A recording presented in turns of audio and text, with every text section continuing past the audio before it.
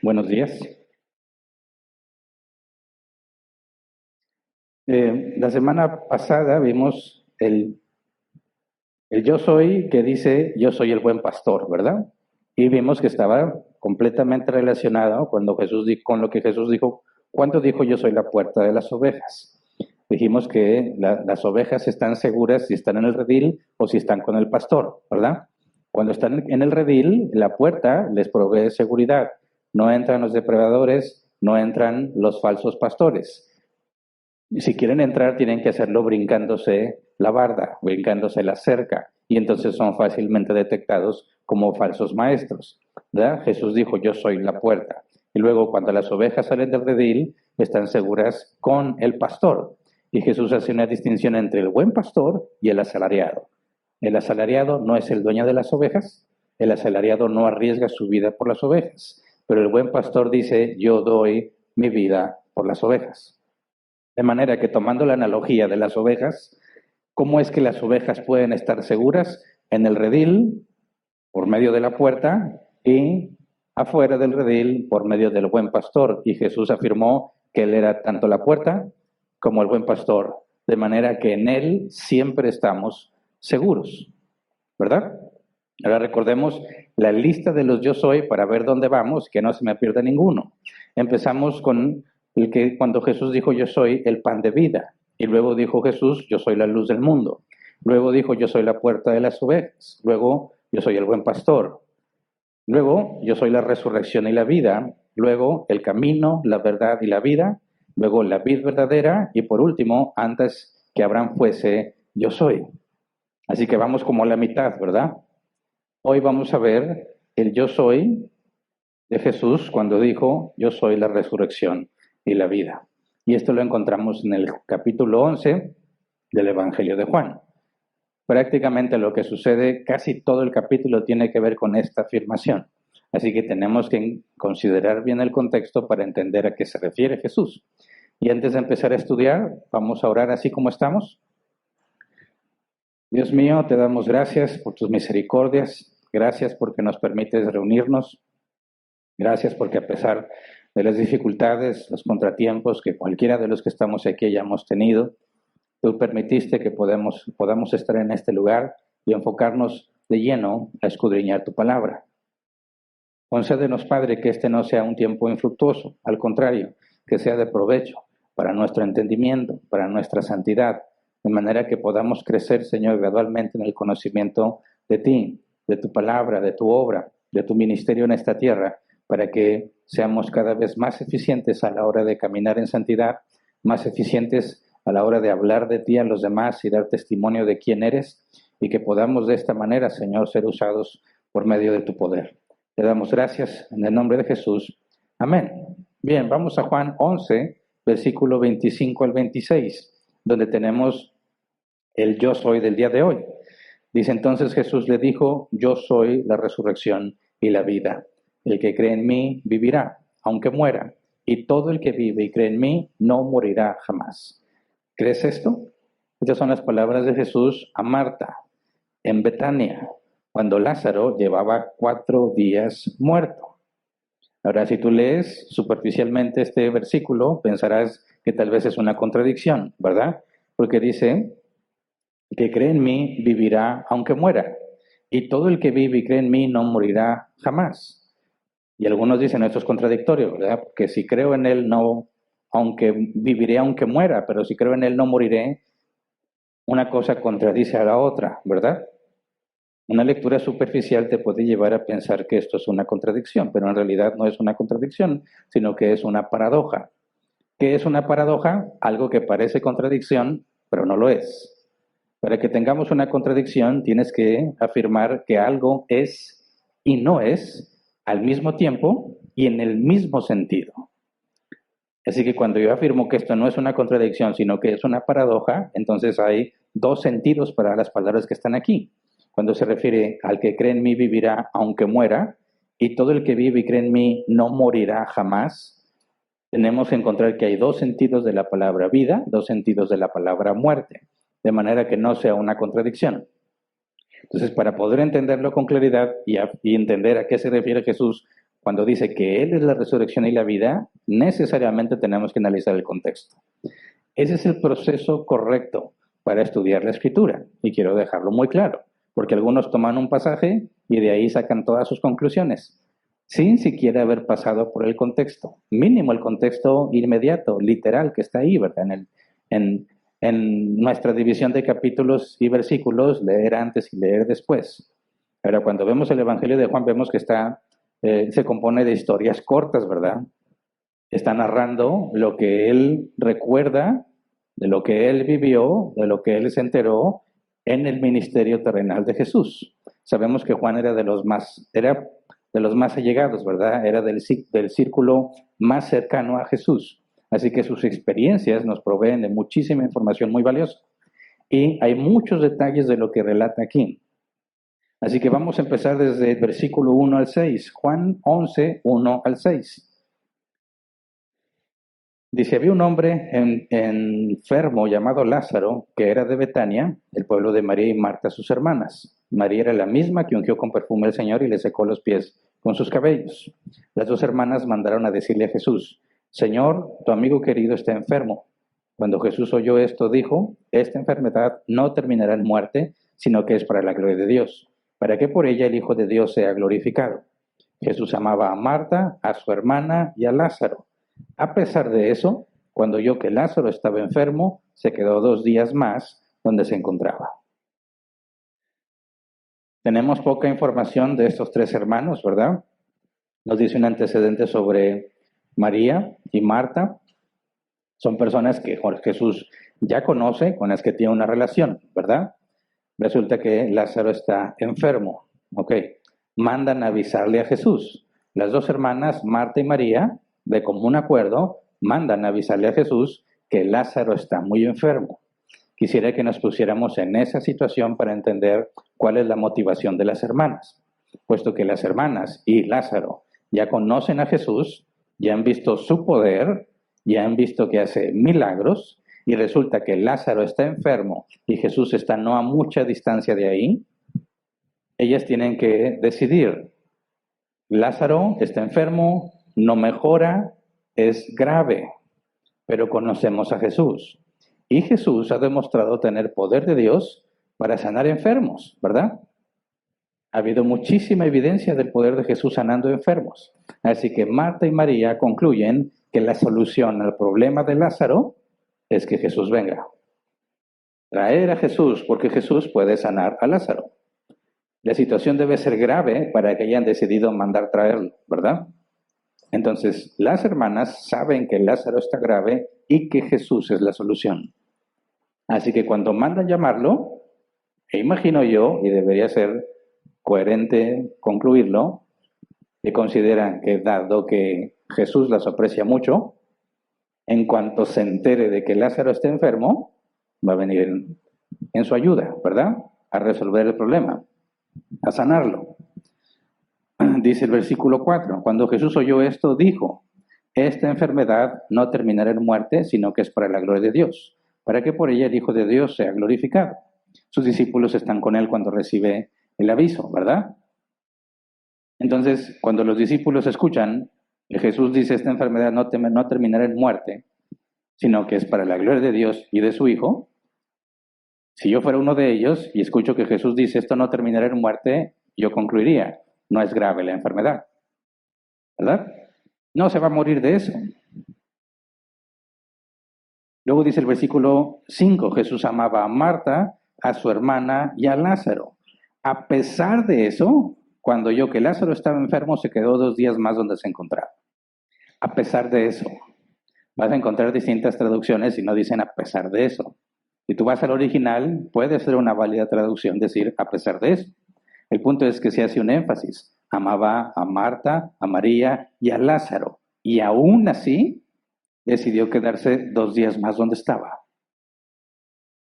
María y Marta saben que Jesús tiene poder para sanar a Lázaro. Tienen la esperanza de que Jesús sane a Lázaro. Jesús sabe exactamente lo que Marta y María están pasando, ¿verdad? Y en lugar de acudir en su ayuda, decide quedarse más tiempo donde está.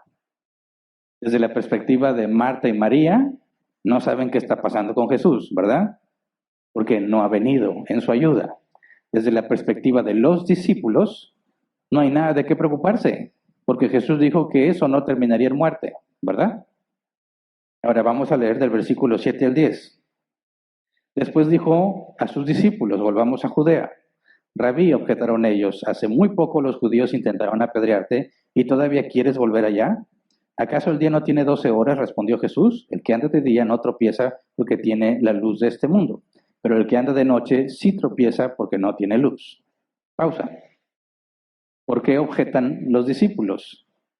Bueno, porque Betania está cerca de Jerusalén y ahí están las autoridades. Y las autoridades planean matarlo y ya han intentado apedrear a Jesús. Los discípulos dicen, Jesús ya dijo que lo de Lázaro no acaba en muerte, ¿verdad? ¿Para qué exponernos regresando allá? ¿Para qué arriesgar la vida innecesariamente? ¿Me explico?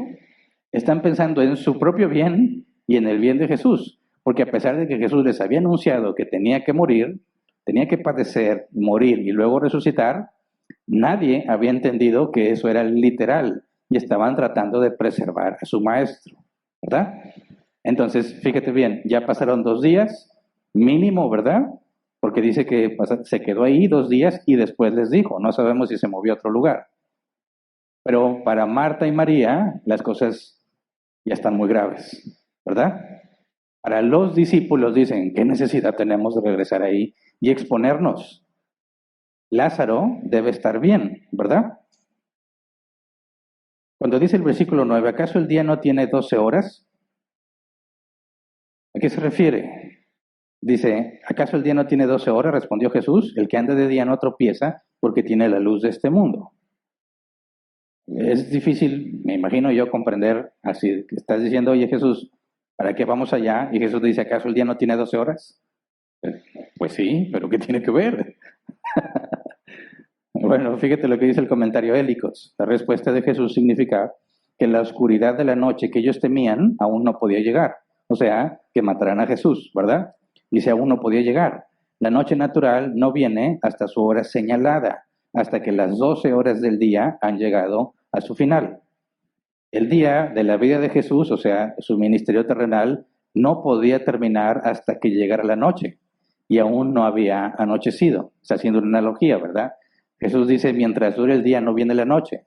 Si la noche es esa hora terrible que los discípulos quieren evitar, Jesús les está diciendo, aún no ha llegado mi hora. Mientras haya luz de día, yo tengo que seguir moviéndome, tengo que seguir cumpliendo la voluntad del Padre. Ahora vamos a Juan 11, versículo 11 al 15. Dicho esto, añadió, nuestro amigo Lázaro duerme, pero voy a despertarlo. Señor, respondieron sus discípulos, si duerme, es que va a recuperarse. Jesús les hablaba de la muerte de Lázaro, pero sus discípulos pensaron que se refería al sueño natural. Por eso les dijo claramente, Lázaro ha muerto. Y por causa de ustedes me alegro de no haber estado allí, para que crean. Pero vamos a verlo. Así que, de nuevo, cuando dicen, nuestro amigo Lázaro duerme, los discípulos dicen, Señor, si duerme, es que va a recuperarse. O sea, no es necesario que vayamos, ¿verdad? Siguen tratando de preservar su integridad física. Si Lázaro está dormido, tú ya dijiste que no se va a morir o no va a terminar en muerte, ya dijiste que Lázaro duerme, entonces se va a poner bien, evitémonos ese riesgo. Entonces Jesús les dice claramente, Lázaro ha muerto. Pero lo que más sorprendente debe de ser es cuando dice, por causa de ustedes me alegro de no haber estado allí para que crean. Se alegra.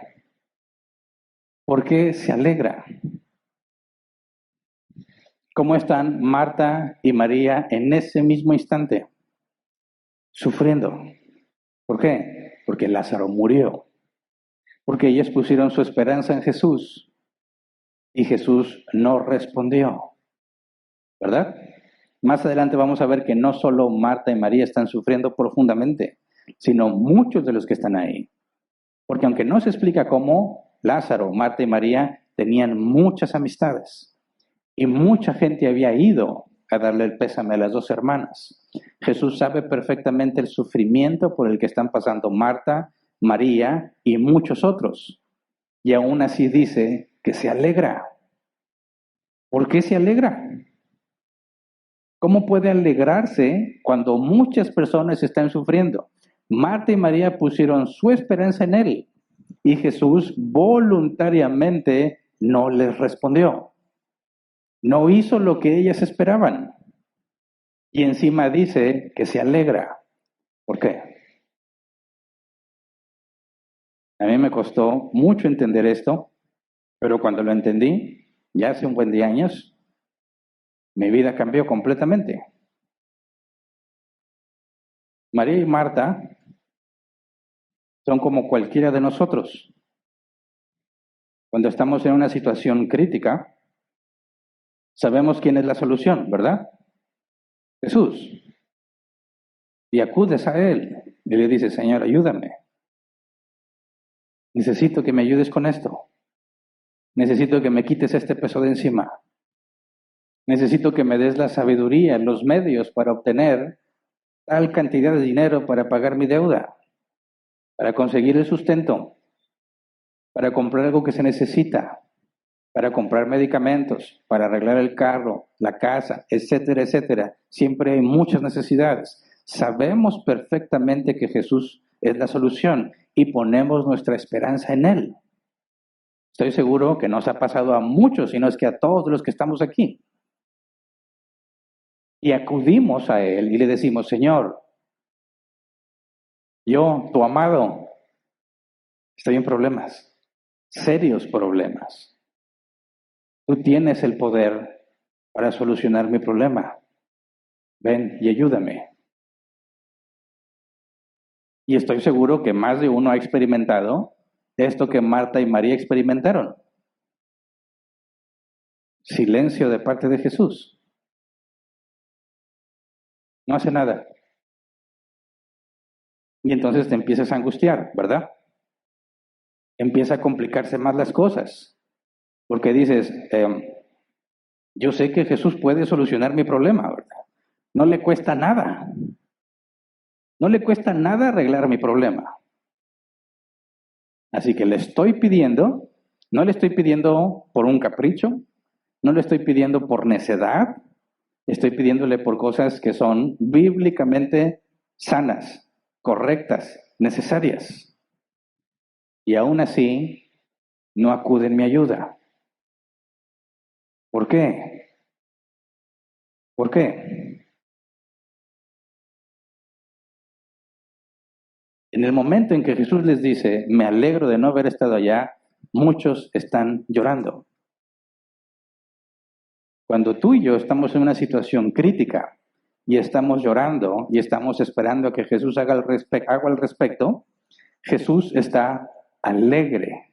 Y eso le cuesta mucho trabajo a muchas personas comprenderlo. Porque uno de los principales argumentos en contra de Dios es el problema del mal. Si Dios es bueno, ¿por qué pasan cosas malas? Si Dios es bueno, ¿por qué no las impide? ¿Cómo puede ser bueno si no evitó eso malo? Algunos dicen, hasta yo lo hubiera evitado.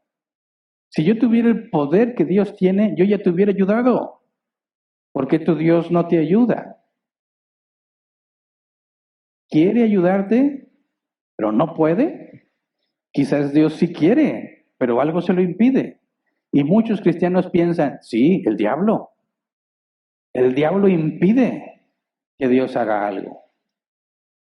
Algunos dicen, no, el diablo no, mi pecado. He cometido muchos pecados, por eso Dios no me ayuda. Mi pecado es tan grande que eso quizás está impidiendo que Jesús responda a mi oración. Así que le pides perdón ese día y todos los días. Perdóname, Señor, perdóname. Y no hay respuesta.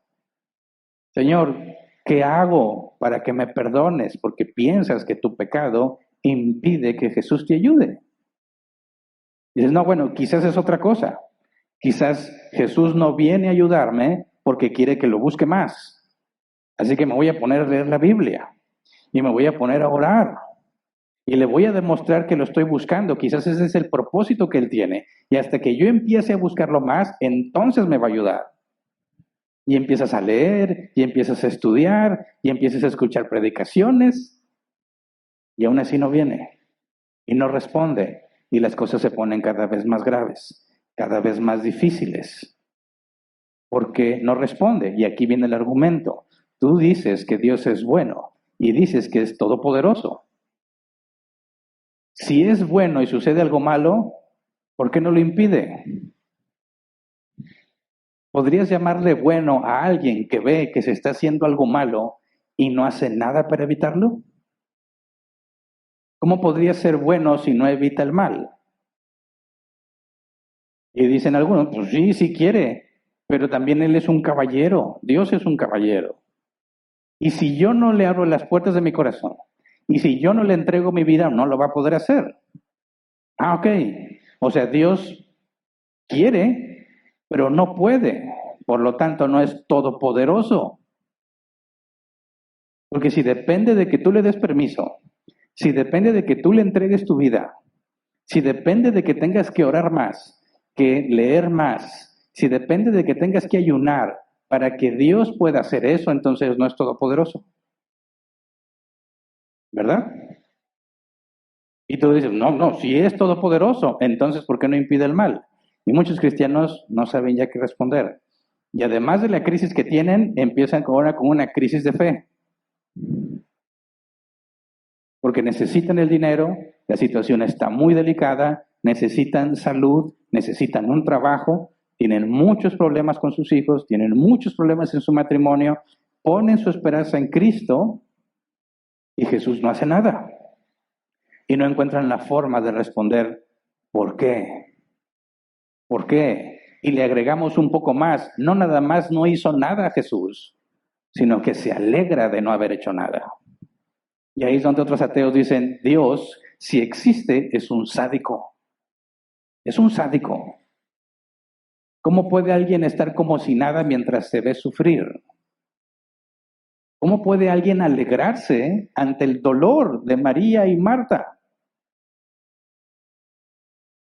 Así que estos pasajes son complejos para muchos de comprenderlos. ¿Cómo explicas esto? ¿Cómo lo explicas en tu vida cuando otros saben que eres cristiano y tienes problemas más complicados que los de ellos y no sales de ahí, no importa cuánto ores y cuánto pidas? Y dicen, ya ves, orar no sirve de nada. Puedes orar y hacer lo que tú quieras y aún así tu problema no se va a solucionar. Y cuando, por ejemplo, tienes problemas económicos y la Biblia dice que Dios es el dueño de todas las riquezas, ¿no te pasa por la mente decir, Señor, ¿qué es para ti mi deuda comparado con todo lo que tú tienes? Dice la Escritura que Dios le quita al impío para dárselo al justo. Señor, yo veo muchos impíos con mucho dinero. Lo que yo necesito no se compara con lo que ellos tienen y aún así no me ayudas. ¿Qué te cuesta? ¿Se entiende el problema? Fíjate bien, es exactamente lo que está descrito aquí. Marta y María ponen su esperanza en Jesús. Lázaro está cada vez más grave y cada vez más grave. No hay nada que puedan hacer al respecto. No hay nadie que pueda ayudarles. Solo Jesús puede ayudarles y Jesús decide no hacerlo. Y se alegra por eso. Aquí es donde tu concepto de Dios, si no es bíblico, estalla. Se deshace por completo. Cualquier concepto que tú tengas de Dios que no se apegue a la Escritura, queda deshecho, destrozado ante este evento. Ni siquiera puedes explicar en tu propia vida por qué Jesús guardó silencio a pesar de tus súplicas, a pesar del mal que sufriste. Y muchos concluyen, no hay Dios. Así que tenemos que seguir leyendo porque este problema aquí tiene una solución y está directamente relacionado con la afirmación de Jesús. ¿Por qué se alegra? ¿Por qué se alegra? ¿Por qué no ayuda? La respuesta intelectualmente es muy simple. Emocionalmente es muy difícil. ¿Por qué Dios no te ayudó en esa ocasión donde Él pudo hacerlo y decidió no hacerlo? ¿Por qué no lo hizo? ¿Alguien se lo impidió? No, Él es todopoderoso. Entonces Él no es bueno. No, la Biblia afirma que Él es bueno, es el máximo bien. Entonces, ¿por qué no lo hizo? La respuesta es muy simple, porque no quiso. Porque no quiso. Y se alegra de no hacerlo. Aquí es donde el concepto de Dios de muchos se viene abajo. ¿Cómo que no quiso? ¿Cómo que no quiso? Tiene que haber alguien que se lo impidiera para poder justificar a Dios. Para decir, pobrecito Dios, Él quiso, pero no pudo. El problema es que Él es todopoderoso y nadie puede frustrar sus planes. Así que lo primero que tenemos que aceptar cuando Dios nos responde tu súplica y tu ruego es que Dios no quiso hacerlo. ¿Se entiende? Ahora, aquí dicen algunos, entonces, ¿para qué soy cristiano? ¿Para qué le sirvo a un Dios que cuando quiera me ayuda? Y ahí es donde empieza a salir a la luz el por qué sigues a Cristo. Ahí es donde empieza a quedar en evidencia por qué eres cristiano. Porque el momento en que tú concluyes, ¿para qué quiero un Dios que no me da lo que le pido? Responde a la pregunta, ¿para qué sirves a Cristo? ¿Para qué lo sirves? Para que te dé lo que le pidas. Pero ¿qué pasa si Dios dice, no, no te voy a dar eso que pides? Sí, tengo todas las riquezas del mundo y no te voy a dar ni un peso. Tengo todo el poder para sanarte y no te voy a sanar. ¿Seguirías sirviendo a ese Dios? Muchos deciden que no. No, ¿para qué? No puede ser bueno. ¿Para qué servirle a alguien así? María y Marta se enfrentaron a esa situación.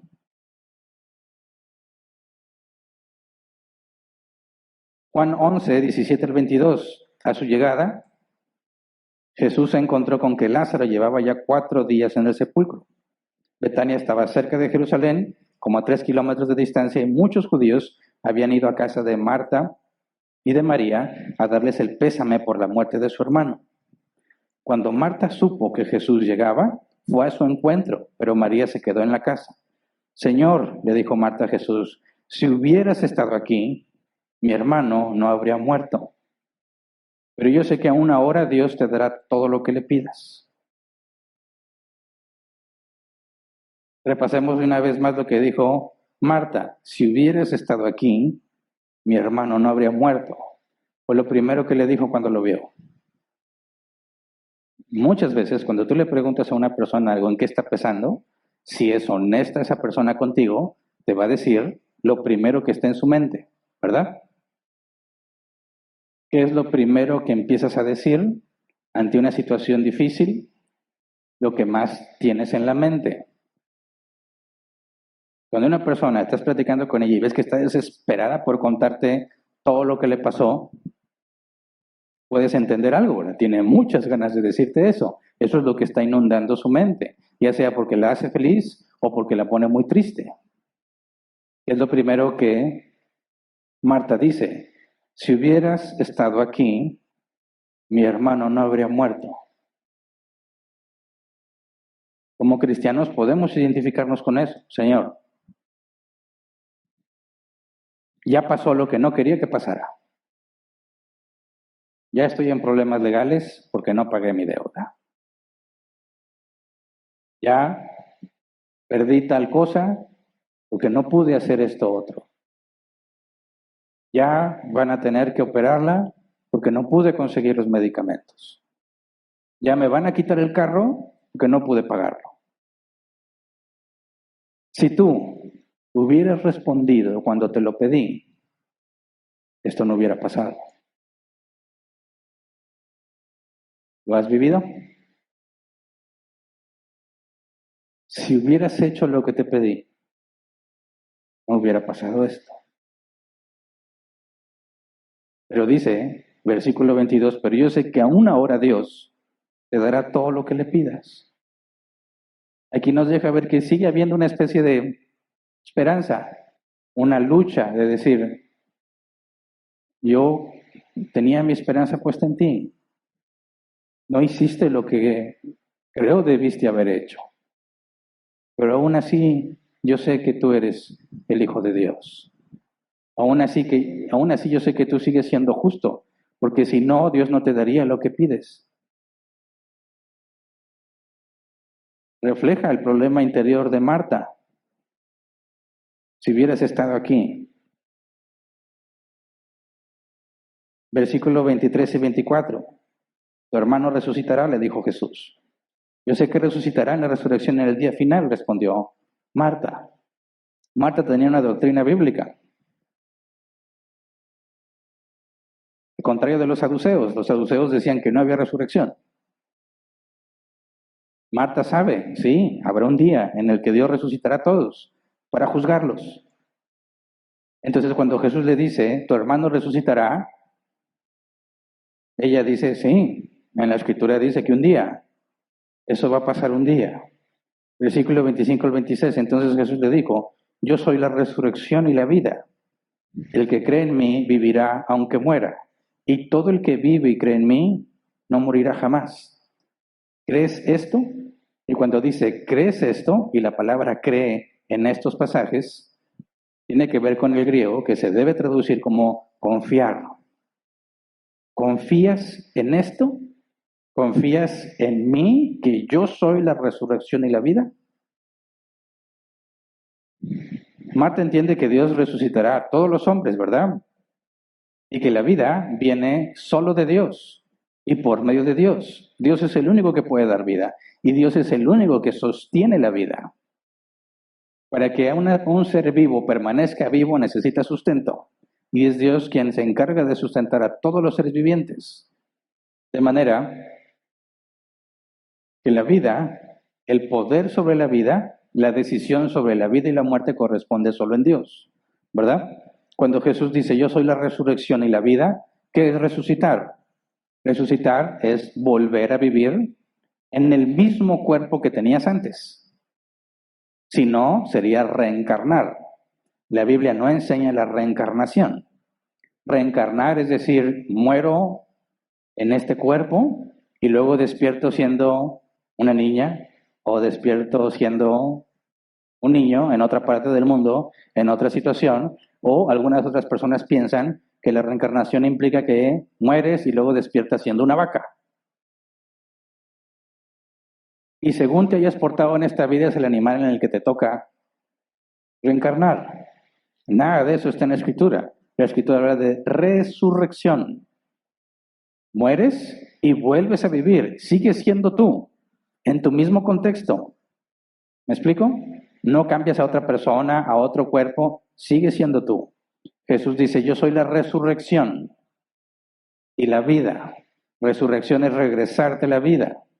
Jesús afirma otras cosas. Yo soy quien da la vida. Yo soy quien sostiene la vida y yo soy quien restaura la vida. Eso es la resurrección. Tu vida que se perdió es restaurada. Fíjate lo que dice el comentario de mi son Fawcett Brown. Dice, Jesús dice, todo el poder para restaurar, impartir y mantener la vida reside en mí. Eso es lo que Jesús dice.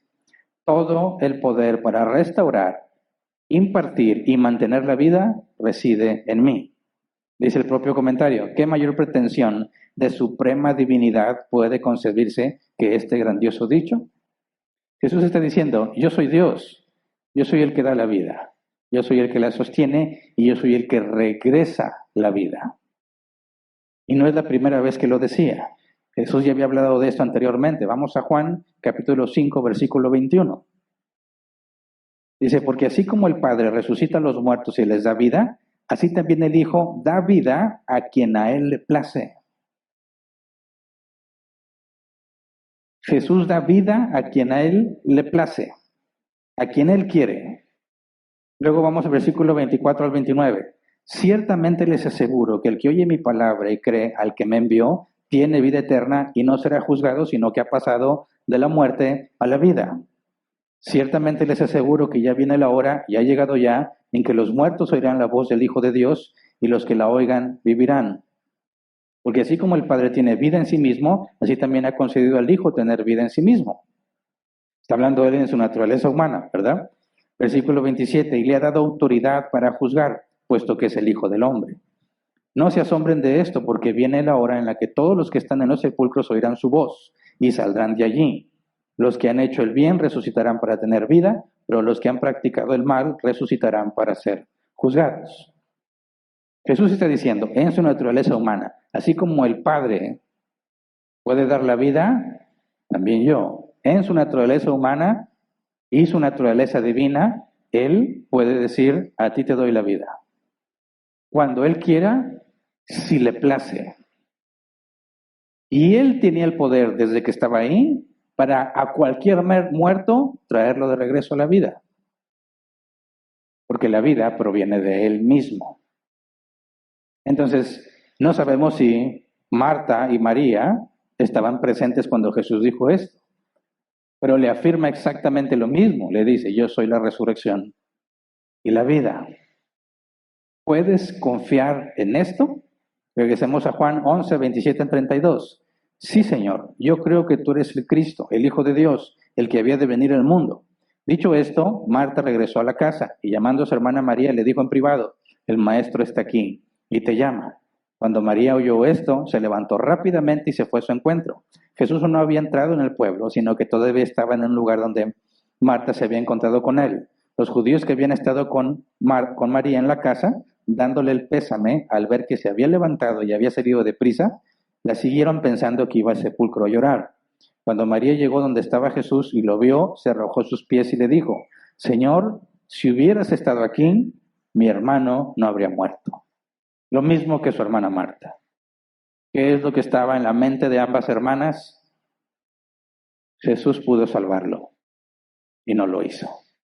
Ahora está muerto y ya no hay nada que hacer. Y te fijas, la esperanza no está en Jesús, sino en su propio plan. ¿Me entiendes? Cuando nosotros, aún bíblicamente hablando, la Biblia dice que somos mayordomos, ¿verdad?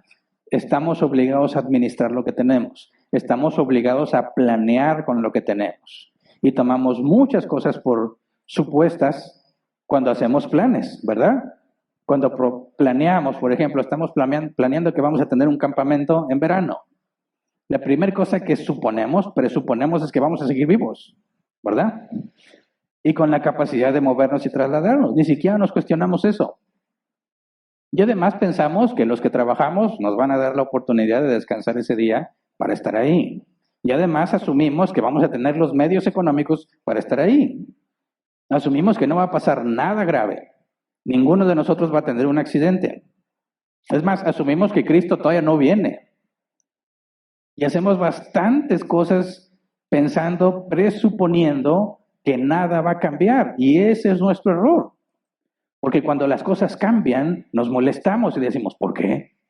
Si yo tenía mi plan perfecto. La única manera de salvar mi plan perfecto es que Jesús venga y me lo resuelva. Así que mi esperanza no está en Jesús, sino en mi plan. Porque mi plan es perfecto. Es la única forma en la que yo veo que esto se puede solucionar. Y estoy poniendo mi esperanza no en Jesús, sino en que Jesús diga, Hernán, tu plan es genial. Voy a ayudarte para que tu plan siga en marcha. ¿Se entiende? O sea, tengo una deuda muy grande, pero yo planeé que iba a recibir este dinero y no lo recibí. Señor, ayúdame a tener ese dinero para pagar la deuda ya, porque si no pago van a correr los intereses. Y si siguen corriendo los intereses, me van a venir a tocar la puerta y van a pegar ahí moroso y qué oso. Así que, Señor, te ruego, te suplico que me proveas ese dinero para pagar mi deuda. No te estoy pidiendo nada malo, no es en contra de la escritura, tú eres dueño de todas las riquezas. ¿Qué te cuesta? ¿Un milloncillo? ¿Qué es para ti? Pago y me sobra, es más, hacemos una carne asada. Señor, te ruego y te suplico, ¿qué? ¿Quieres que te pida perdón? Perdóname. ¿Quieres que ore más y que lea más la Biblia? Eso es lo que voy a hacer. Pero por favor, dame lo que yo creo que necesito. ¿Te das cuenta que mi esperanza no está puesta en Él, sino en que por medio de Él mi plan funcione? Y eso es idolatría. Estoy pretendiendo usarlo como el genio de la lámpara para que con sus medios y con su poder haga lo que yo creo que debe de hacer. ¿Puedes ver el problema? Y me tienes chillando y diciéndole, Señor, ¿por qué? ¿Por qué me haces esto a mí? Yo no me lo merezco. ¿Por qué dejas que esto pase? Ya vienen a reclamarme. ¿Por qué no me libraste cuando clamé?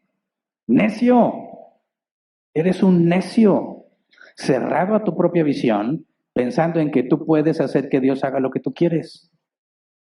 No, por eso Dios dice no. Y me alegro de decirte no, dice Dios. Porque hay cosas más grandes de lo que tú puedes comprender. Hay tantas variables que tú ni siquiera conoces. Y no voy a hacer lo que me pides, porque hay algo mejor que lo que tú pides. Marta y María, Señor, si hubieses estado aquí, Lázaro no se habría muerto, porque para ellas la muerte no tiene solución. Ya no hay nada que se pueda hacer, Señor, porque ya se murió. Pero si hubieras estado aquí, no se hubiera muerto. ¿Qué clase de Dios eres? ¿Sádico que me ve sufrir y no hace nada? No sé si empiezas a ver con mucha más claridad la necedad del que argumenta de esa manera.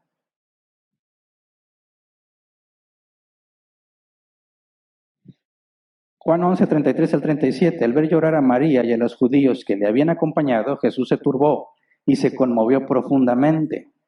¿Dónde lo han puesto?, preguntó. Ven a verlo, Señor, le respondieron. Jesús lloró. Miren cuánto lo quería, dijeron los judíos. Pero algunos de ellos comentaban, este que le abrió los ojos al ciego, ¿no podría haber impedido que Lázaro muriera? Esta pregunta es el argumento que hemos estado viendo desde que empecé a predicar. Si Dios tiene poder para darle vista al ciego, que acabábamos de estudiarlo, ¿verdad? Y amaba mucho a Lázaro, míralo, está llorando, ¿por qué no impidió que se muriera? ¿Qué clase de hombre es Jesús para hacer algo así? ¿Qué tanta crueldad se necesita para hacer lo que Jesús hizo? Necio. Ahora dices, ¿pero por qué Jesús se conmovió entonces? Él no quiso ir. Y dice literalmente, Jesús se turbó y se conmovió profundamente. Pues ¿quién te entiende, Jesús? Dijiste que hasta te alegrabas de no ir y llegas y dices, ay, qué feo se siente aquí. ¿Sí es eso lo que está pasando? No, tristemente es una mala traducción. Cuando dice que Jesús se turbó, fíjate lo que dice turbó en griego, diccionario Helps, causar perplejidad interior, agitación, demasiado agitado por dentro. Cuando dice en nuestro idioma, se conmovió profundamente, es una sola palabra en griego, diccionario Helps, resoplar con rabia, expresa una fuerte indignación, es decir, un sentimiento profundo que se mueve a amonestar con severidad. Molesto, enojado. Eso no es lo que lees superficialmente, ¿verdad? Le pones un contexto emocional. Jesús se turbó y se conmovió profundamente. Y piensas que Jesús dijo, pobrecitos, no, sí me pasé. No, sí me pasé. Míralos llorando. Ay, qué feo se siente. No, ¿qué está sintiendo Jesús? Está muy molesto. ¿Por qué está molesto Jesús? Si todos están llorando y todos están sufriendo. ¿Mm? ¿Por qué está molesto? ¿Tiene por qué molestarse? Es Él quien hizo que ellos estuvieran así. Fue Él el que no respondió. Porque se molesta, porque está resoplando de rabia. ¿Qué es lo que está pasando que pone a Jesús así? Y sí, también dice que Jesús lloró. Lloró en griego, llorar en silencio. No es ajeno al dolor de Marta y María. No es una piedra que no le importan Marta y María. Aquí están sucediendo dos cosas. Jesús es empático con el sufrimiento humano, porque Marta y María no saben lo que va a suceder. Para ellas no hay esperanza. Trataron de usar a Jesús para cumplir sus propósitos, para obtener la felicidad que ellas buscan. No lo entienden. Jesús llora, no tengo ningún problema en entender por qué llora. La pregunta es, ¿por qué está tan molesto? Creo que el versículo 36 y 37 nos da la respuesta. Miren cuánto lo quería, dijeron los judíos. Pero algunos de ellos comentaban, este que abrió los ojos al ciego, ¿no podría haber impedido que Lázaro muriera? La gente dice, ay, sí, muchas lágrimas, pero ¿por qué no hiciste algo? ¿Mm? ¿De qué sirve llorar si no lo ayudaste? Tú pudiste haberlo ayudado y no lo hiciste. ¿Se entiende? Es que ese es el punto. Muchos buscan a Dios para obtener lo que solo Dios puede darles. ¿Se entiende? Buscan a Dios para obtener lo que solo Dios puede darles. Y cuando Dios no les da lo que ellos pensaban que debía de darles, usan el chantaje emocional. Mira cómo sufro por tu culpa. ¿En qué momento concluiste que tu plan es lo mejor que puede pasar? ¿En qué momento concluiste que el plan que tú formó y la esperanza que pusiste, efectivamente eso era lo mejor que se pudo haber hecho? Porque es cierto que Dios es bueno y es cierto que es todopoderoso, pero también la Biblia afirma que Dios es sabio. ¿Y qué implica? ¿Qué significa que Dios es sabio? Que cuando Él hace algo, no hay mejor manera de hacerlo para cumplir sus propósitos. Y eso es lo primero por donde deberíamos empezar, en que Él es mucho, mucho más sabio que nosotros y que nosotros tenemos un panorama muy limitado de lo que puede suceder y de lo que debería suceder. Pero para Dios que lo ve todo, porque también es omnisciente y omnipresente, hay muchísimas más formas y alternativas de solucionar lo que tú crees que debe ser solucionado. Porque a veces nosotros pensamos que es un problema, cuando en realidad no lo es. Es un problema porque no te gusta, no porque sea verdaderamente un problema. Y ese es el conflicto con el cual los cristianos debemos enfrentarnos. Tú dices que buscas algo, planeas algo, le pides a Dios algo, le preguntas ¿por qué? ¿Por qué? Porque eso es lo que yo quiero. Y es tan valioso para mí que no voy a aceptar, Señor, que no me lo des. Si no me das lo que es valioso para mí, entonces eres un cruel, eres un sádico, no puedes ser bueno. Qué absurdo. Qué absurdo, porque la Biblia afirma que nada es tuyo, nada, ni tu propia vida, ni tu cónyuge, ni tus hijos, ni la casa en la que vives, si es que tienes casa, ni el carro en el que te mueves, si es que lo tienes, nada es tuyo, todo se te ha dado en calidad de préstamo. ¿Para qué? Para que lo administres y le traigas beneficios al Señor que te ha puesto en las manos esas cosas. Así que tus sueños y tus deseos no son la prioridad de Dios.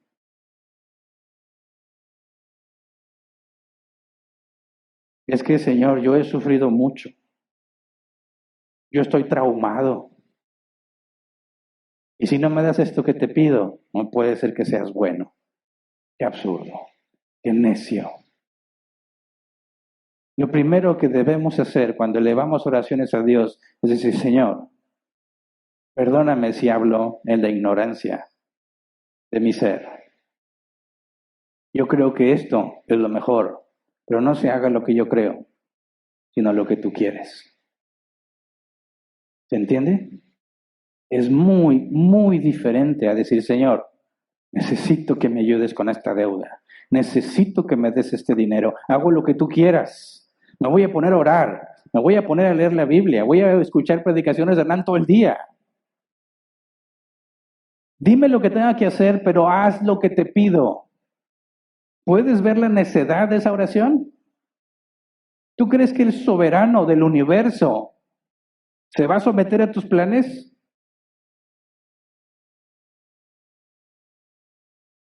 Pero las emociones te engañan.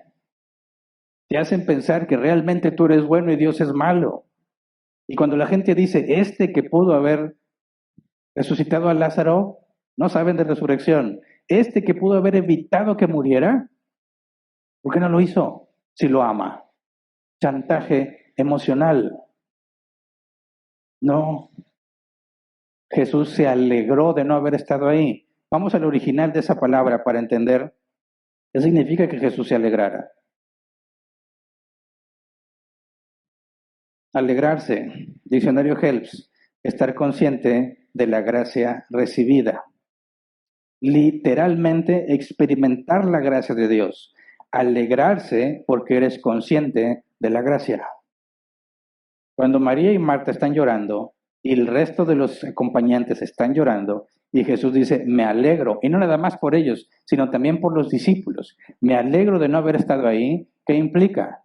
Que Jesús está contento porque sabe que se le ha concedido gracia. ¿A quién? A María, a Marta, a los que están ahí y a los discípulos. ¿Cuál es esa gracia que se les ha concedido si no sanó a Lázaro? Jesús dijo, esta enfermedad no es para que termine en muerte, sino para que Dios sea glorificado y que el Hijo también sea glorificado. Jesús estuvo diciendo, hay un propósito en esa enfermedad. Va a ser permitida y va a morir Lázaro porque hay un propósito. Que Dios sea glorificado y que Jesús sea glorificado. Y eso es una gracia que se les ha concedido. Y dice Jesús, por eso me siento contento. Fíjate bien, Dios no está enfocado en que tú seas feliz. Dios no está tratando de darte la vida maravillosa que has soñado. Dios no está enfocado en tenerte como su mascota. ¿Qué haces con una mascota? Tratas de darle todo lo que necesita, ¿verdad? Y juegas con la mascota. Y quieres que tu mascota esté feliz. Y algunos no se ven como hijos de Dios, sino como las mascotas de Dios. Al hijo se le disciplina, se le instruye, se le corrige. No haces eso con una mascota porque aparte ni te entiende. Jesús está alegre mientras los demás lloran. Y cuando alguien se atreve a decir, ¿por qué si lo amaba no hizo algo para salvarlo, para evitarle ese dolor y ese sufrimiento? Jesús se enoja y se enoja mucho. ¿Por qué? Por la necedad de las personas que están allí. Cualquiera que diga que si Dios permite el mal, entonces Dios es malo, no entiende que cuando Dios permite el mal es porque tiene buenas razones para permitirlo. Así que Jesús está alegre mientras todas lloran, luego Jesús está molesto viendo a todos llorando, pero al mismo tiempo no es ajeno al dolor de Marta y María, porque también llora en silencio. Eso es lo que dice la Escritura en la carta de los Hebreos. Tenemos un sumo sacerdote que entiende y nos compadece y ha vivido lo que nosotros vivimos. Así que leamos de nuevo Juan 11, 33 al 37. Él ve llorar a María y a los judíos que le habían acompañado. Jesús se turbó y se conmovió profundamente. O sea, está muy molesto. ¿Dónde lo han puesto?, preguntó. Ven a verlo, Señor, le respondieron. Jesús lloró. También fue empático con el dolor de Marta y María. Ellas no entienden lo que va a pasar. Versículo 35. Miren cuánto lo quería, dijeron los judíos. Pero algunos de ellos comentaban, este que le abrió los ojos al ciego no podría haber impedido que Lázaro muriera. Y ahí está la razón del enojo de Jesús, la incredulidad y la necedad de los que están presentes. ¿Verdad? Versículo 38 al 44. Conmovido una vez más, Jesús se acercó al sepulcro. Era una cueva cuya entrada estaba tapada con una piedra. Quiten la piedra, ordenó Jesús a Marta. Ordenó Jesús. Marta, la hermana del difunto, objetó: Señor, ya debe oler mal, pues lleva 4 días allí. ¿No te dije que si crees verás la gloria de Dios?, le contestó Jesús. Entonces quitaron la piedra. Jesús, alzando la vista, dijo: Padre, te doy gracias porque me has escuchado. Ya sabía yo que siempre me escuchas, pero lo dije por la gente que está aquí presente, para que crean que tú me enviaste. Dicho esto, gritó con todas sus fuerzas: Lázaro, sal fuera. El muerto salió, con vendas en las manos y en los pies, y el rostro cubierto con un sudario. Quítenle las vendas y dejen que se vaya, les dijo Jesús. Este es el momento crucial donde se confirma lo que Jesús afirmó. Jesús dijo: yo soy la resurrección y la vida, y tienes a un muerto que ya está podrido. Por eso dicen: ya huele mal, ya tiene 4 días ahí, la putrefacción ya empezó a invadir el cuerpo. Ahora, si tú indagas un poco en el contexto cultural, también en aquel entonces había casos donde había personas que daban por muertas y resulta que no.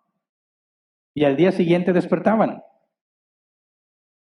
Entonces, sabiendo eso, ellos habían impuesto una especie de regla general que decían que después de 3 días de muerto ya no había forma de que se hubiese cometido un error al juzgarlo muerto. O sea que después de 3 días de muerto no cabía duda que efectivamente estaba muerto. La explicación que ellos le daban no era una cuestión de decir que un infarto, cosas de ese tipo, porque para ellos no existía eso, ¿verdad? Ellos decían que el alma de la persona podía quedarse rondando por ahí y de repente podía volver a entrar al cuerpo. Una manera de explicar por qué alguien a quien aparentemente no tiene signos vitales, de repente podía despertar.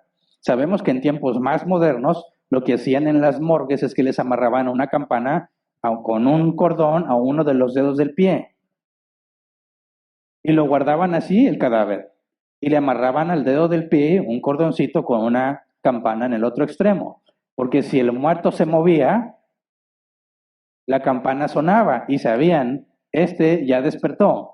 ¿Quién sabe por qué? Pero no está muerto. ¿Cómo es que empezaron a hacer eso? Bueno, porque cuando exhumaban a ciertos cuerpos, encontraban que el ataúd por dentro estaba todo arañado y rasgado y las manos del difunto estaban deshechas en su desesperación por tratar de salir del ataúd. Como medida precautoria, vamos a tenerlo aquí un tiempo, con la campana amarrada al dedo del pie, para que si por alguna razón este despierta, como los que hemos encontrado, que despertaron y no pudieron salir, darle la oportunidad de seguir viviendo. Algo muy similar era en los tiempos de Jesús con otro contexto. Así que cuando alguien escucha la frase salvado por la campana, ya sabe a qué se refiere.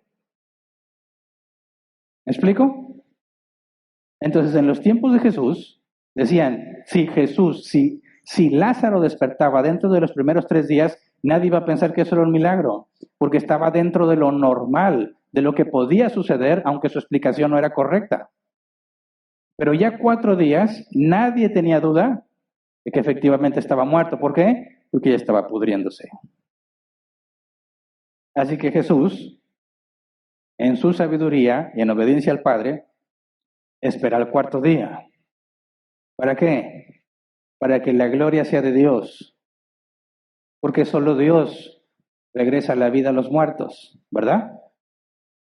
Y glorificaría al Hijo del Hombre, a Jesús. ¿Por qué? Por lo que Jesús dijo. Ora en voz alta. Todos los mirones fueron a ver, ¿verdad? Imagínate el morbo. Seguro tú y yo andaríamos en la bola. Jesús ya vino, el Lázaro está muerto, Jesús pudo salvarlo, esto se va a poner muy bueno. Cuando Marta y María hablen con Jesús, a mí se me hace que se van a pelear. Y le van a reclamar, y vamos a ver qué hace el supuesto Mesías. Y luego Jesús dice: vamos a ir a donde está el muerto, vamos a ver qué va a pasar. ¿Y qué es lo que hace Jesús? Sabiendo que hay un montón de mirones, muchos. Y luego la explicación de la entrada triunfal a Jerusalén, cómo es que había mucha gente ahí, por lo que pasó precisamente con la tumba y Lázaro. Así que fíjate bien, Jesús está consciente de que eso es para glorificar al Padre, porque para ellos solo Dios regresa a la vida, ¿verdad? Y va a glorificar al Hijo por lo que Jesús está haciendo. Porque si yo te preguntara, porque dice literalmente que Jesús exclamó a gran voz, ¿verdad? Versículo 43, dicho esto, gritó con todas sus fuerzas, Lázaro, sal fuera. La pregunta es, ¿por qué grita? Erróneamente, muchos cristianos que se creen liberadores de demonios usan este versículo para gritarle a los demonios. Dicen, hay ciertos demonios y ciertas cosas que les tienes que gritar, pero con ganas para que te hagan caso. ¿Y cuál es tu base? Mira, para que el muerto le escuchara, Jesús tuvo que gritar bien fuerte. Pregunta, ¿los muertos escuchan? Te reto a que le grites todo lo que quieras a un muerto a ver cuándo te hace caso. No tiene sentido gritarle a un muerto, ¿verdad? Entonces, ¿por qué grita Jesús? ¿Por qué grita? Muchos dicen, es que ahí está el poder. ¿Has escuchado a predicadores que en lugar de predicar nomás se la pasan gritando? Entonces, tú estás sentado y estás escuchando a uno de sus hombres o mujeres. Grite y grite, ¡oh, aleluya, gloria a Dios! Y grite, y todos sienten que algo les pasa, ¿verdad? Tanto griterío, dicen, es el Espíritu Santo. No, cualquier merolico te va a hacer sentir eso si te grita. De hecho, está comprobado que a algunas personas les incrementa la dopamina. La dopamina es lo que te hace sentir feliz, lo que te hace sentir motivado. ¿No te has fijado, sobre todo en películas, no sé si conozcas a alguien en la vida real, que cuando el malo va a pelear pide que todos griten? ¿Lo has visto? Y algunos son tan malos que tienen que ir a cachetearlos para que agarre fuerza. ¿Por qué? Porque los gritos tienen esa reacción, ese efecto en algunas personas. Entonces algunos dicen, bueno, si voy a predicar tengo que gritar para que la palabra llegue. No, no es cierto, tampoco es eso, nada que ver. Si vas a hacer que se sientan mejor, pues eso no es poder de Dios. ¿Por qué grita Jesús? Fíjate bien, versículo 42. Bueno, desde el 41. Entonces quitaron la piedra. Jesús, alzando la vista, dijo, Padre, te doy gracias porque me has escuchado. Ya sabía yo que siempre me escuchas, pero lo dije por la gente que está aquí presente, para que crean que tú me enviaste. Es decir, Jesús se pone a orar en voz alta y no está diciéndole, Padre, ay, muchas gracias que me vas a ayudar en esto, porque no sabía cómo lo iba a hacer porque ya está muerto. No, está diciendo, Padre, te doy gracias y oro así, aunque yo ya sé que tú me escuchas, pero esto es para que estos que están aquí escuchen y sepan que tú me enviaste. Versículo 43. Dicho esto, gritó con todas sus fuerzas, Lázaro, sal fuera. ¿Por qué grita? Para que a todos les quede perfectamente claro que cuando Lázaro salga de ahí, salió por la orden de ¿quién? De Jesús. Pero el único que puede hacer que el muerto resucite es Dios. ¿Por qué Jesús ordena y el muerto obedece? Porque Jesús es Dios y ahí Jesús iba a ser glorificado.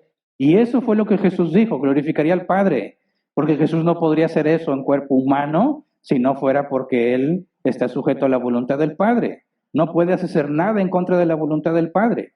Pero al mismo tiempo, el hecho que Jesús dé la orden lleva a todos los judíos a pensar en Génesis 1. ¿Cómo fue que Dios creó el universo? Ordenándolo. ¿Cómo es que Lázaro despierta? ¿Cómo es que el muerto obedece?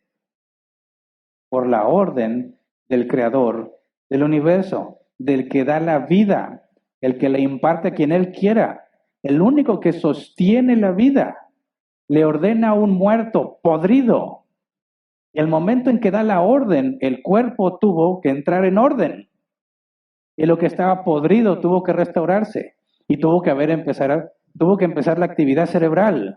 Y tuvo que empezar a palpitar el corazón. Y todo su organismo se tuvo que poner a funcionar porque tiene que obedecer al que es la resurrección y la vida. El problema sin solución de Marta y María fue arreglado en un instante, porque para Dios no es problema. En realidad nunca fue un problema. Fue gracia para ellos. ¿Cómo que gracia? Se les regaló la revelación del Hijo de Dios. El privilegio de ver el obrar, como dicen en latín, ex nihilo, de la nada, crear las cosas. Tuvieron el privilegio de presenciar el poder creativo de Dios sin que lo merecieran. Y todas las lágrimas y las quejas y las luchas en su mente, ¿de qué sirvieron? De nada. De nada. Imagínate, limpiándose las lágrimas las dos, al ver que Jesús viene caminando con Lázaro. ¿Cuál era el problema? Que Lázaro se había muerto y no había solución. ¿Qué dijeron? Jesús puede evitar que esto pase. No lo evitó. ¿Por qué? Porque el plan que él tenía era mejor. Porque él es sabio. Y dice la Escritura que mis pensamientos no son sus pensamientos. Y así como la tierra y el cielo están tan separados, así mis pensamientos de sus pensamientos.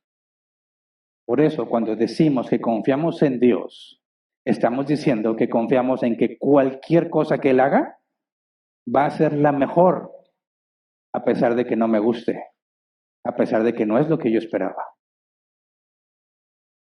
Eso es el cristianismo. Entender quién eres tú y quién es Él. Para que cuando abres la boca para orar y para pedir, mínimo lo hagas con sabiduría. Y decir, Señor, tú me conoces, tú sabes que esto es lo que deseo, tú sabes que esta es la única opción que yo veo, pero tú eres sabio, tú lo sabes todo y lo ves todo. No hagas lo que yo te pido, haz tu voluntad en mí. No te pido que me proveas para esta deuda si no es tu voluntad. Te pido que me des la capacidad de aceptar tu voluntad, sea cual sea, porque todo lo que tú haces es bueno. Y la Biblia afirma que todo ayuda para bien. Así que, Señor, no te pido que me quites la deuda, te pido que me cambies para aceptar tu voluntad, sea cual sea, porque tú eres mi esperanza. ¿Se entiende? Y es una oración totalmente diferente a lo que normalmente piden los cristianos. Por eso, algunas personas que yo he visto que se meten en problemas muy difíciles, que no hay forma de salir de ahí, les digo, me alegro que estés ahí, y se molestan. No saben cómo que te alegras. ¿Eres sociópata o qué? Me alegro, porque vas a conocer a Dios como nunca lo habías conocido. Y cuando eso pase, te vas a dar cuenta que de nada sirvió estar ansioso. De nada sirvió estarte desvelando pensando en cómo le vas a hacer, porque la respuesta fue muy clara de parte de Dios, tan clara como Pablo dijo, 3 veces le rogué al Señor. 3. Y Dios dijo, bástate mi gracia. ¿Tú crees que hay que orarle un montón de veces hasta que lo cumpla? ¿Tú crees que hay que hacerle un montón y que todos se pongan a orar para que no lo cumpla? ¿Hay que hacer algo a cambio? ¿Hay que dar una ofrenda? Hay bárbaros que dicen, mientras mayor sea tu necesidad, mayor debe ser tu ofrenda. Necios, locos, perdidos.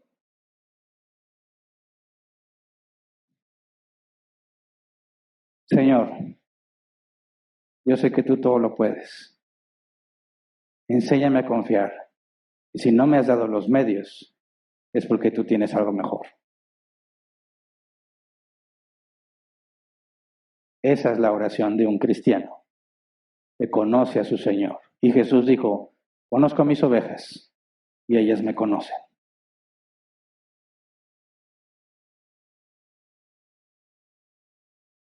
Este evento de Jesús causó mucha conmoción y no tuvieron duda alguna todos los que estaban ahí que Jesús era el Mesías y de ahí viene la entrada triunfal en Jerusalén. Pero aún así no confiaban en Él. Cuando Jesús dijo, yo soy la resurrección y la vida, eso significa que Él tiene el poder para restaurar, impartir y mantener la vida. Él tiene el poder. Lo único que no tiene solución para nosotros es la muerte y para Él no es un problema. Por eso es la pregunta a los cristianos, ¿por qué te angustias? ¿Por qué tienes ansiedad? ¿Por qué? Porque estás en pecado, ese es el por qué. No, Hernán, yo fui el psicólogo. Tú y el psicólogo están en pecado entonces.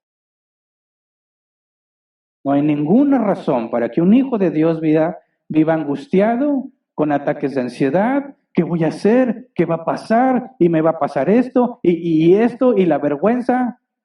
¿Y el Dios? ¿Dónde quedó Dios si te dices cristiano? ¿Dónde está tu Señor? ¿Dónde?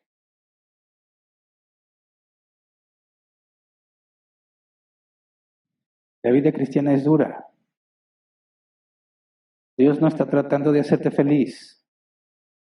Está haciéndote a la imagen de su Hijo. Su propósito es que seas cada vez más como Jesús. No que tus planes se cumplan. No que tu carrera profesional sea un éxito. No que te distingas en el trabajo. No que seas la más bonita en Instagram. No que consigas más seguidores. No que vendas cada vez más. Sí, hay cosas que Dios va a proveer, pero ese no es su objetivo. Ay, Señor, es que si no hago esto, ¿cómo voy a conseguir clientes? Eso es lo mismo que hacen los cuervos. ¿Qué hacen los cuervos? Todos los días salen a buscar comida y todos los días recorren el césped, la hierba, agitándolo para esperar a que salte un insecto y se lo puedan comer. No planea, no tiene una jaulita de insectos para racionarlos. Es más, va al mismo lugar muchas veces y dice la escritura, si Dios provee a los cuervos que no tienen granero y no trabajan, ¿cuánto más a ti?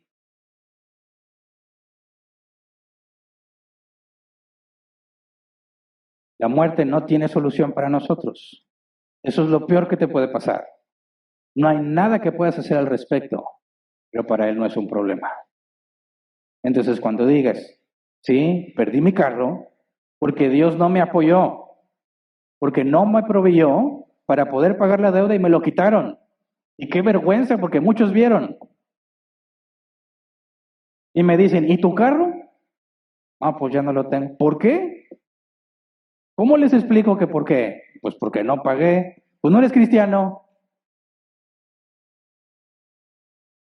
Sí, me maladministré, cometí errores.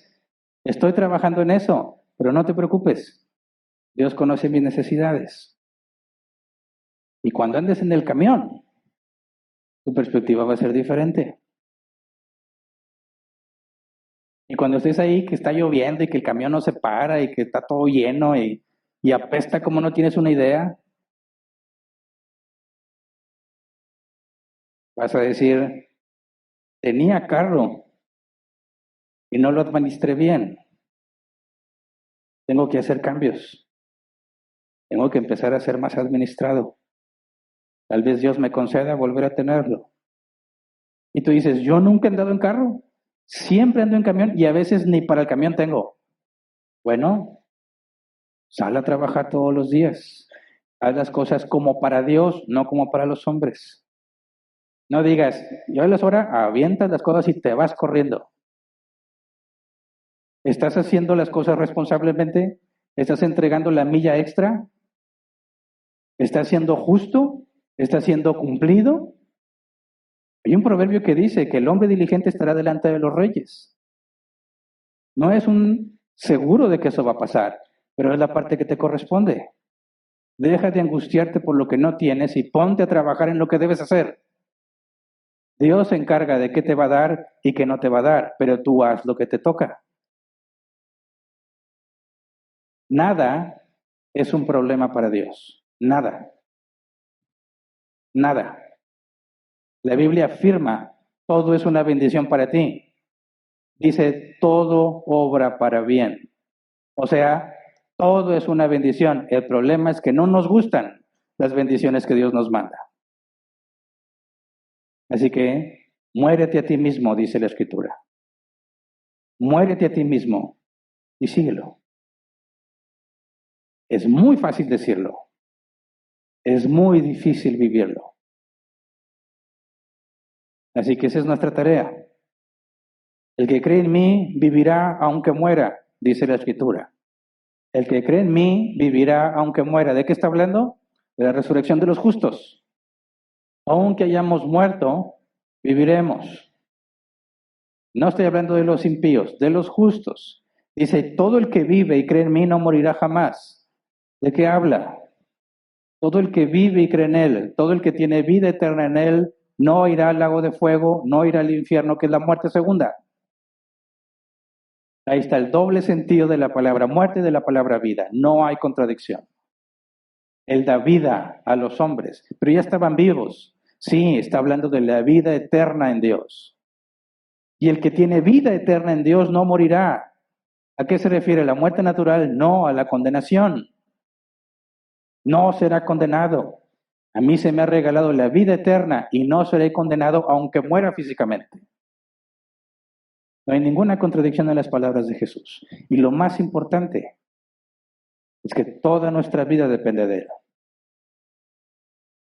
Para Él nada es un problema. Y cuando estamos llorando y angustiados, Él está alegre. No te imagines que Dios está desesperado, o que Dios está buscando cómo hacerle, o que ya no haya qué hacer contigo. Porque en medio de nuestro llanto y en medio de nuestra aflicción, la Biblia es clara, Él está alegre. ¿Por qué? Porque va a ser para nuestro bien. Y el breve periodo de sufrimiento no se compara con la vida eterna que nos regaló. Así que dice la Escritura que somos soldados de Jesucristo. Padezcan como soldados. Haz la parte que te corresponde. Confiamos en Él. Aunque para ti ya no haya esperanza, Él es la resurrección y la vida. Aunque en esta vida no lleguemos a experimentar muchas de las cosas que Dios le da a muchas otras personas, la vida venidera es la recompensa, la responsabilidad que se te asignará. No habrá más llanto, no habrá más tristeza, no habrá más dolor. En este mundo tendremos aflicción, así que prepárate, adáptate, sujétate, confía en Él. Ahí está la felicidad. Vamos a ponernos de pie y vamos a orar.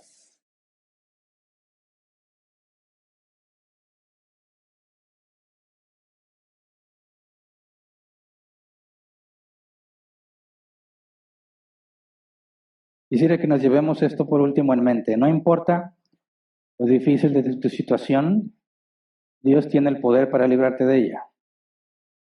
Pero si decide no hacerlo, confía, porque Él tiene buenas razones para no hacerlo. Si te dan ganas de llorar, llora con Dios. Llora en oración con Él. No tienes por qué ocultar eso. Pero no te atrevas a pensar que porque no te da lo que pediste, entonces Él es malo, o el injusto, o sádico. No seamos necios. Tiene buenas razones para permitirlo. No lo vemos ahorita, lo veremos después. Confiamos en Él. Así que vamos a orar. Señor, perdona nuestra necedad, porque nos angustiamos, perdemos el control, nos ponemos de mal humor, nos molesta que las cosas no salgan como planeamos. Hacemos planes, se vienen abajo y pensamos que eres injusto. Hacemos planes, funcionan y pensamos que somos sabios. Líbranos de nosotros mismos, Señor. Nada sucede si no es tu voluntad. Ayúdanos a entender que si hacemos planes y funcionan, no funcionan porque seamos buenos planeadores, sino porque era tu voluntad que así sucediera. De la misma manera, cuando hacemos planes y estos fracasan, enséñanos a entender que tú eres más sabio que nosotros. Tú haces las cosas de manera perfecta. Cometemos errores al planear. Enséñanos a conocer más tu voluntad, ya que ha sido revelada. para tomar en cuenta siempre tu palabra en todo lo que planeamos, sabiendo que sucederán solo si tú quieres. Ayúdanos, Señor, a aceptar las cargas que has permitido en nuestras vidas, aunque no nos gusten. Algunos les has puesto enfermedad, algunos necesidad económica, algunos problemas en su matrimonio, en su familia, problemas de adicciones, problemas de deudas, problemas de trabajo, problemas de crisis. Muchos tipos de problemas distintos has permitido en tus hijos. Ayúdanos, Padre, a cargar nuestra cruz cada día y a seguirte, sabiendo que tú tienes absoluto control de todo lo que sucede. Y a pesar de que hemos perdido la esperanza, Señor, en ningún momento has dejado de alegrarte. Porque tú puedes ver todos los caminos del hombre, tú puedes ver todos los resultados, Señor, y tú has permitido solo aquello que nos hace bien. Ayúdanos a humillarnos delante de ti, reconociendo tu sabiduría que está muy por encima de la nuestra, reconociendo que tú eres bueno, Señor, el máximo bien que existe y nosotros somos malos, reconociendo que tú eres sabio, Señor, y nosotros somos necios, para que podamos orar de una manera digna, como corresponde a quienes somos, como corresponde, Señor, hablar ante el Creador del universo. Enséñanos, Señor, a confiar en ti, que en medio de la necesidad, en medio de la dificultad, del sufrimiento, de la enfermedad, podamos entender que tú estás alegre, no porque sufrimos, no porque estamos enfermos, sino por lo que esto producirá en nosotros. Ayúdanos, Señor, a conocerte cada vez más, a confiar en ti a pesar de que no vemos la solución, a pesar de que no entendemos lo que está sucediendo. Ayúdanos a perseverar, a no entregarnos a nuestros deseos, no entregarnos a la desesperanza, sino a mantenernos firmes, no porque tengamos la solución, sino porque tú eres confiable, no porque podamos ver la forma de salir, sino porque tú has dado siempre la salida junto con la prueba. Ayúdanos, Padre, a reconocerte en todos nuestros caminos y que la gloria sea tuya. Lo pedimos en el nombre de Jesús. Amén. Pueden sentarse.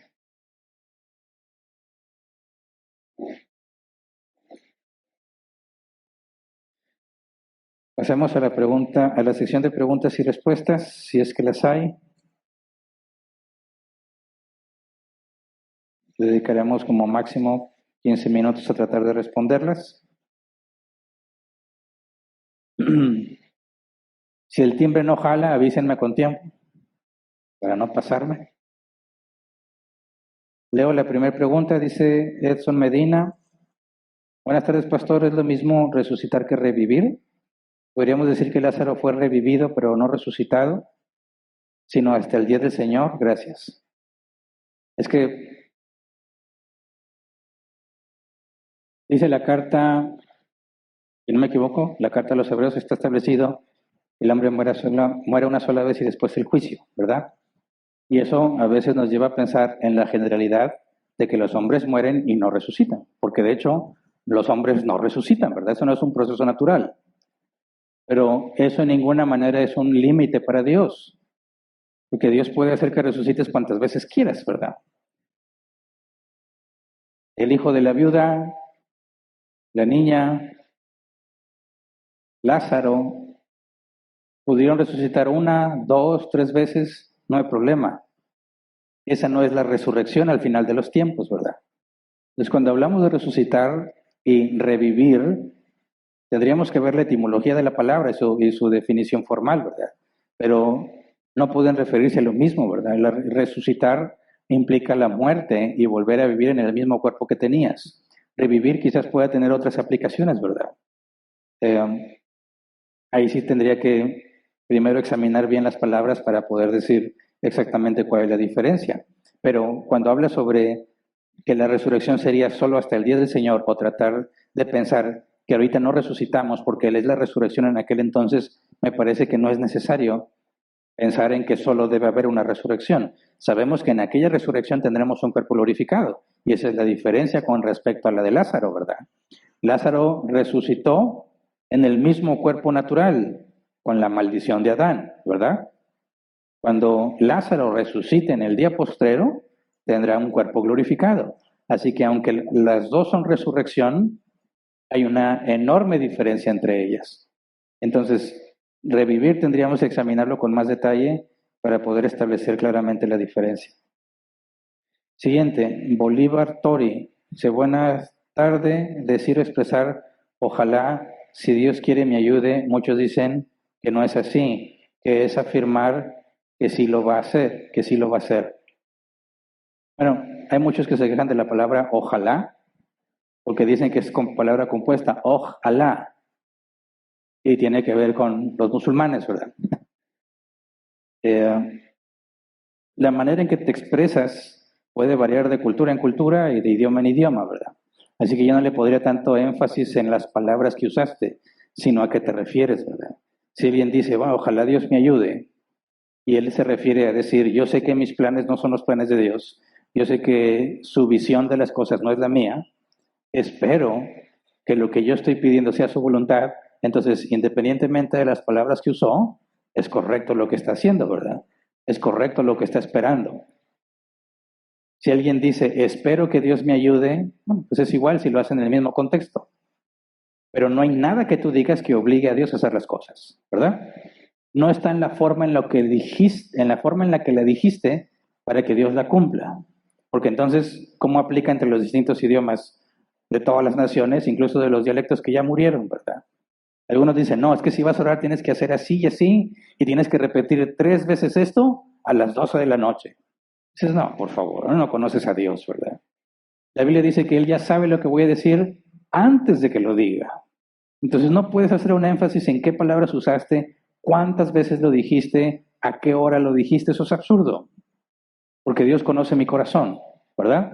Cuando oramos para pedir, no es porque Dios necesite escucharte o porque lo tengas que decir de una forma en particular. No es un abracadabra, no es un ábrete sésamo. Lo decimos no para darle información a Dios, lo decimos porque es necesario confesarnos ante Dios. Yo soy el beneficiado cuando hablo lo que siento y cuando le digo a Dios, esto es lo que pasa, me siento así, estoy derrotado en esto completamente, no encuentro la manera de arreglarlo. No estoy informando a Dios para nada de lo que está sucediendo, porque Él ya lo sabe.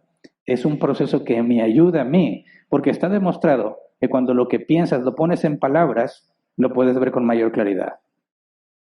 Por eso una tarea muy importante es cuando tienes dificultad para expresar lo que tienes en la mente, escríbelo. El hecho de trasladar lo que está aquí a la escritura te da mucha claridad. Porque cuando lo tienes aquí, lo escribes y dices, ¿quién sabe qué es eso que puse? Demuestra que no lo has entendido bien. Y tratar de estructurarlo te ayuda a comprender el problema. Ahora, lo mismo aplica cuando dices, tengo muchas cosas en la mente y empiezo a hablar con Dios y a decirle cómo me siento, me obliga a pensar y reflexionar sobre lo que estoy sintiendo y sobre lo que estoy concluyendo y pensando. Y ahí es un proceso en el que de muchas maneras Dios trae luz a nuestra mente y decir, sí, ya vi el problema. El problema es que estoy tratando de forzar a Dios a que haga lo que yo quiero, cuando Él puede hacer lo que le plazca. Entonces, cuando ores, no trates de orar con ciertas palabras o decir ciertas frases y oraciones, desahoga tu corazón con Dios. Tienes el caso de Ana, madre de Samuel, que Elí pensó que estaba borracha, porque cuando fue a orar, se desahogó, ¿verdad? Y hablaba de tal manera que le dijo, no, esta está bien borracha. Y dijo, ya mujer, digiere tu alcohol. Y dice, no, no estoy borracha, estoy derramando mi alma ante Dios. Así que no importa qué palabras uses, mientras derrames tu corazón ante tu Señor. Eso es lo importante. Siguiente, Nelson Villanueva. Pastor, buenos días. Milagros como el que hizo Jesús el resucitar a Lázaro, ¿pueden suceder en la actualidad o solo ocurrieron en la historia bíblica para enseñanza nuestra? Mira, dos cosas importantes. Dios es soberano y Él puede hacer lo que le plazca, ¿verdad? Y que no hay forma de imponer un límite a Dios. Si Dios hoy quiere resucitar a un muerto, lo va a hacer. Punto. No ponemos eso en duda de ninguna manera. Pero si tú analizas lo que sucede en la Biblia y consideras toda la historia que tienes en la Biblia, los milagros sucedieron en tiempos específicos. Si tú trataras de ver cuántos milagros sucedieron en toda la historia, te vas a dar cuenta que son muy pocos. Y esos pocos sucedieron en periodos específicos. En el tiempo de Moisés, en el tiempo de Elías y Eliseo, ¿verdad? Luego los tienes en el Nuevo Testamento. Y siempre los milagros sirvieron para demostrar al que Dios había enviado, para confirmar que aquel a quien Dios había enviado efectivamente venía de parte de Dios. Entonces, el hecho de que Dios haga un milagro en cualquier parte del mundo para su gloria, eso queda a su criterio según su soberana voluntad.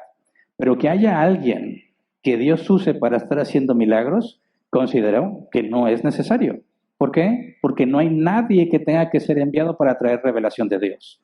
En los tiempos de Moisés, Dios trajo la revelación de la ley por medio de Moisés. En los tiempos de Elías y Eliseo, Dios reconcilió a los israelitas idólatras, perdidos y extraviados, mostrando que aún estaba con ellos y a pesar de todo su pecado no los había abandonado. En el Nuevo Testamento, Jesús es confirmado por medio de los milagros y luego los apóstoles reciben la confirmación de su apostolado por medio de los milagros. Y traían revelación, ¿verdad? Por eso es que lo que los apóstoles escribieron está en la Biblia. Si hubiese alguien hoy en día que hiciera milagros de esa manera y tuviera la autoridad que tuvieron los apóstoles, lo que ese hombre diga tendríamos que agregar en la Biblia. Y ya no es necesario, porque si tú lees Génesis hasta Apocalipsis, todo está revelado, del principio y el final. No necesitamos nueva revelación. Por eso, ¿puede Dios hacer un milagro? Sí, porque Él es soberano. ¿Puede Dios traer a un enviado para que haga milagros? No, porque el canon está cerrado. No es necesaria la nueva revelación. ¿Me explico?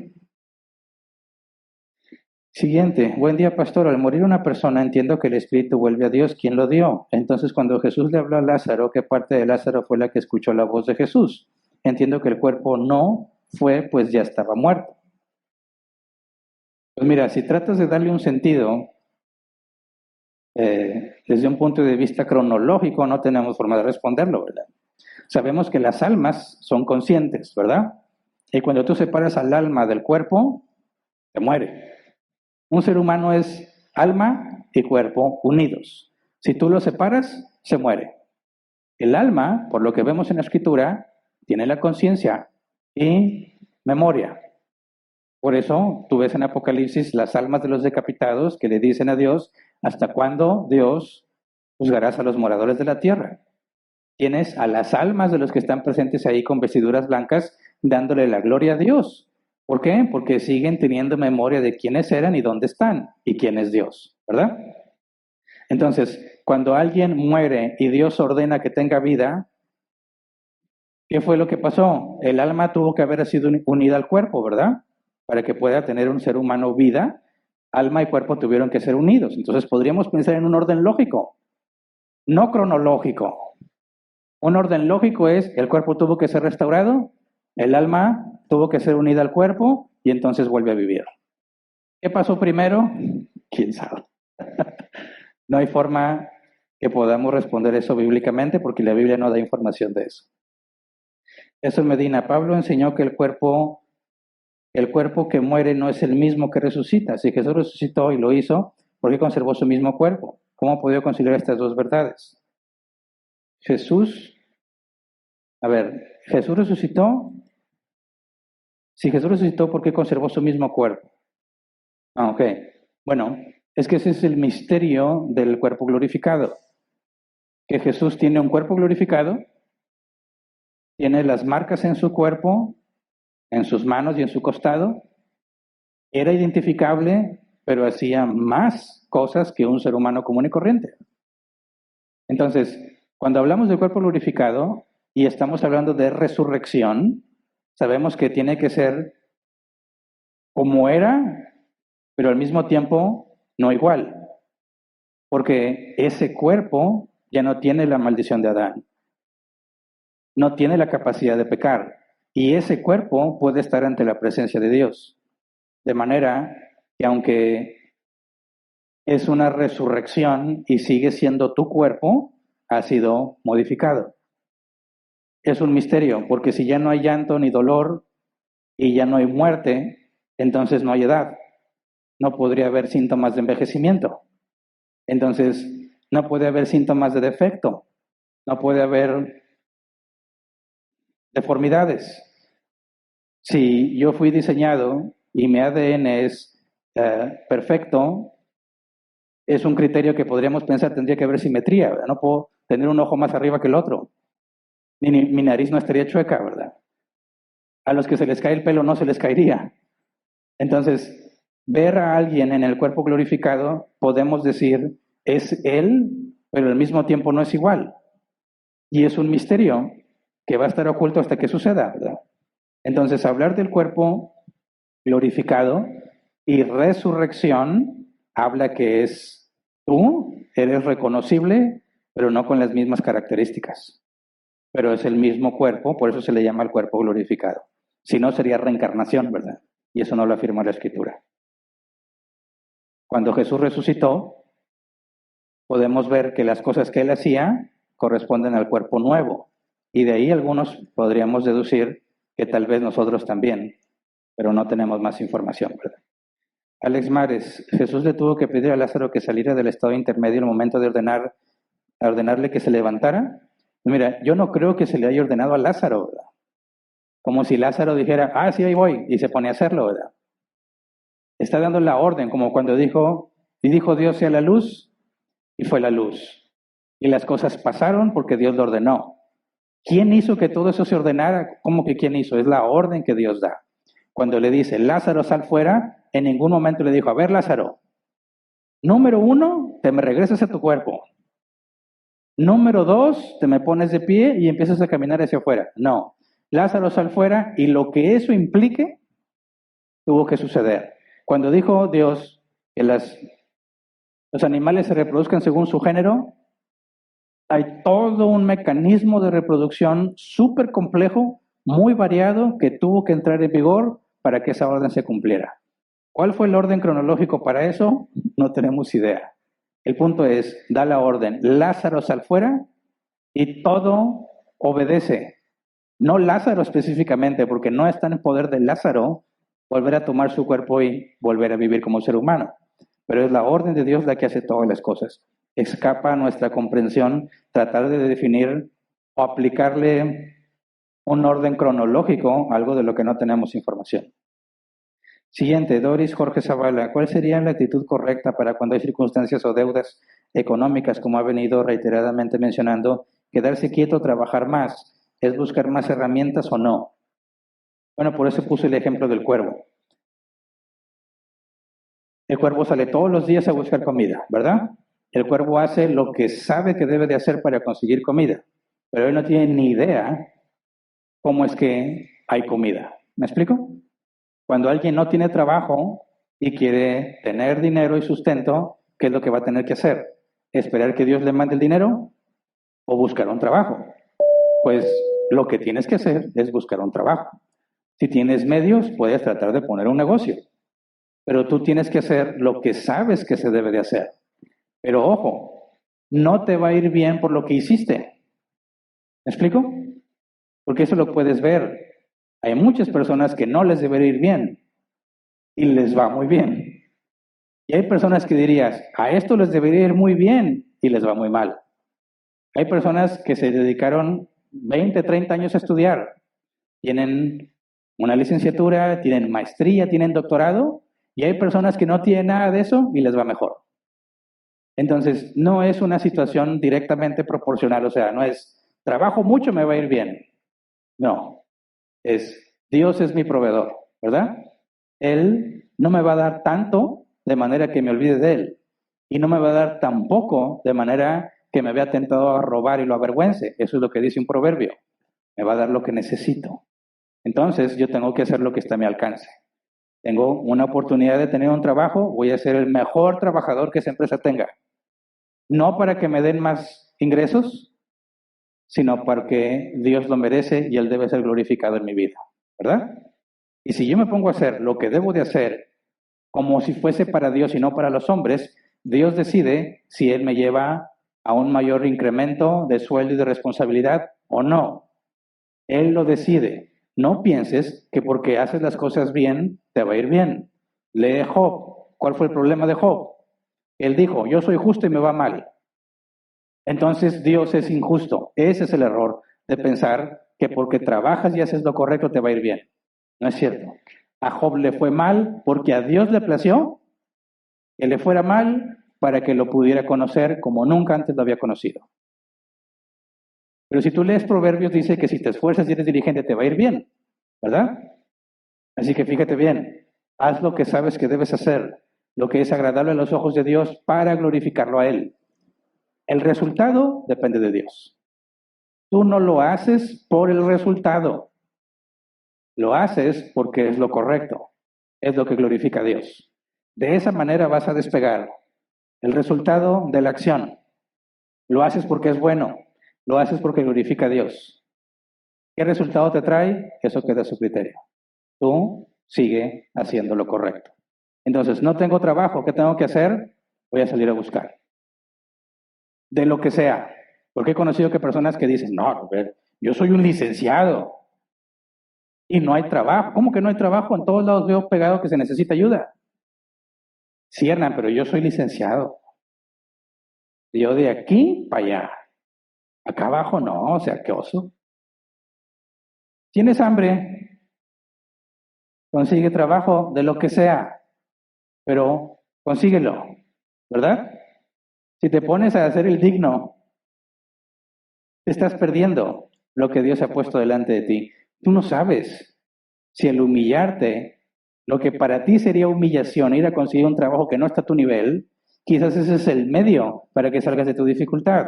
Quizás ahí vas a conocer a alguien con el que te vas a asociar para poder hacer algo mejor.